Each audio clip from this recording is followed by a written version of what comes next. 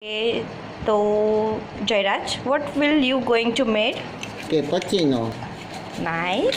So here we make a nice cappuccino at home, and we will going to we have already added 2 tablespoons of sugar and 1 spoon of coffee Yes. in this mixture, and here we have already added 1 spoon of hot boiling water, right? Okay. Yes.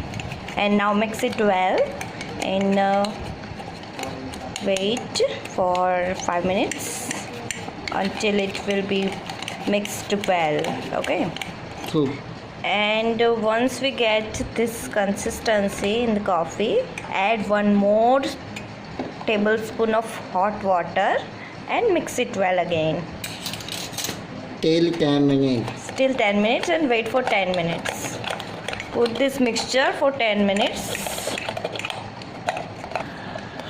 and now after 10 minutes you can see we can get a good mixture.